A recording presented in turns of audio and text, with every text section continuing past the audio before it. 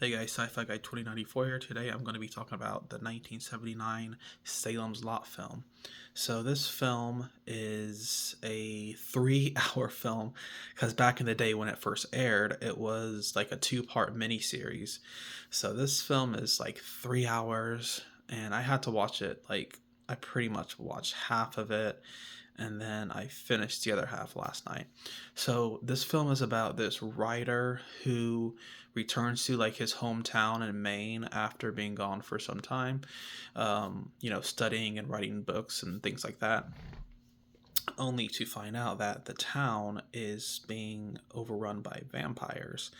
So this film isn't just like a typical vampire film where they just go around and hunt the vampires.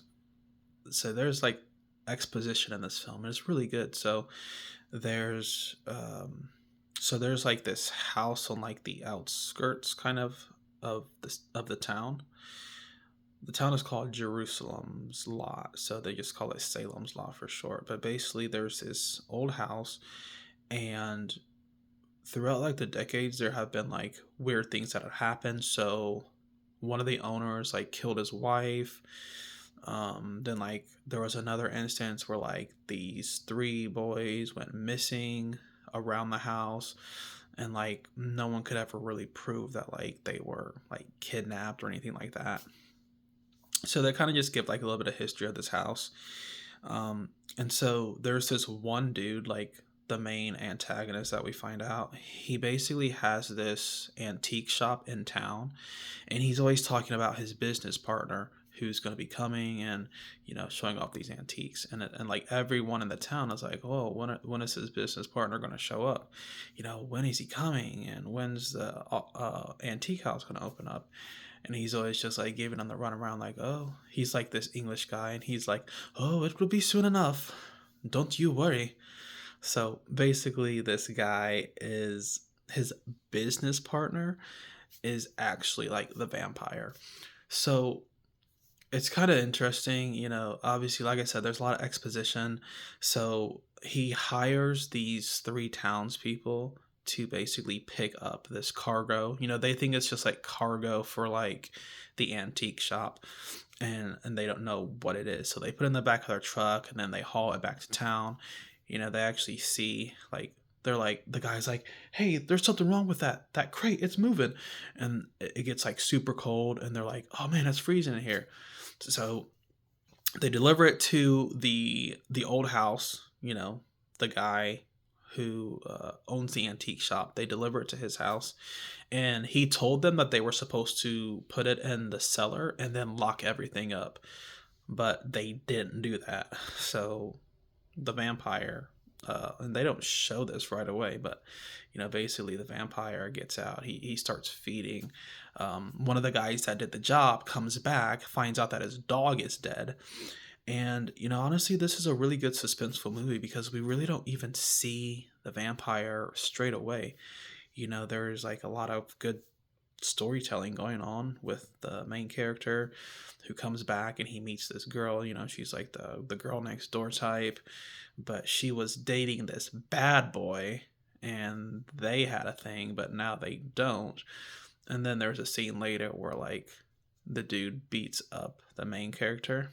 He's like, you think you're gonna steal my girl? So he's like waiting for him and he like beats him up. But anyway, kind of getting away from the main plot. So eventually they kind of unravel that things are happening, like people are having like medical emergencies and things like that, like hypothermia, and dying of like strokes because like some people, I'm pretty sure, were getting scared to death. So basically they uncover, okay, everything that's, he's like saying there's like an evil thing that's like sweeping over this town, and he kind of deduces that it's because of this house. And the old guy that he was talking to, who owns the antique shop, he would ask him, do you believe that a house can be inherently evil? And he kept asking him that. And of course, through the detective work and things like that, they figure out that this guy is not just in cahoots with like some business partner. Like this dude's actually like a vampire. He was turning the whole town into vampires. So I gotta say, I really did like this movie. It's Again, it is based on a novel by Stephen King. Stephen King is like considered like the greatest horror writer of all time. So, I really did like this movie. I think the practical effects were really good on the main dude, like the main vampire guy. He looked super creepy. He had like these yellow eyes. He had like these, instead of like fangs that you'd usually think like a vampire would have. His teeth are sharp, but it's almost like he has buck teeth to where like his two front teeth are like super big. I guess maybe his four front teeth. But anyway, I really like the effects of the vampire, and I just think overall it's a really good horror movie. It is. It's the suspense that really drives this story, and the way they uncover what's happening in the town that really makes this film great.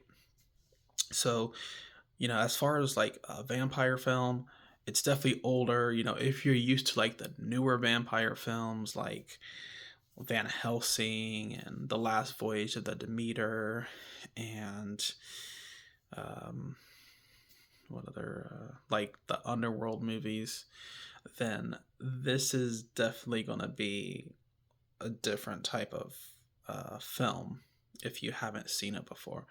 Because I didn't grow up on Salem's Lot. I didn't really know about this film, so I only recently watched it. So I do realize that it's a different type of film than, like, I guess, so to speak, like the big, like the blockbuster um, action vampire films. Kind of like also Daybreakers, which is a really good movie. But I really like this movie. Story's great. I like the effects, and you had really good main characters. So this movie's awesome. You should definitely watch it, especially during October. And it's Halloween day today, so it's the last day of Halloween, or the last day of October rather. But still a great watch. I feel like you can watch this movie any time of the year, and it would still put you in the scary season mood. So I would give this movie a 9 out of 10. And the only reason I give it like a 9 out of 10 is because it is so long. Like, I can't even watch it in one viewing. And like I said, it's like a two-part like mini series. Um, so there's also like this little side story where like the cop is like, he has like a wife that's like cheating on him, and he finds out, and then it's actually like a pretty good scene, but like they kind of go off on these little side stories, which aren't necessarily super inherent to like the plot, which is fine, because it's just like kind of giving you the small town feel of like these people and where they're coming from. So I understand like why they did it, but I think they could have cut some of that out. But anyway, other than that, it's a really good film. 9 out of 10. You should definitely check it out.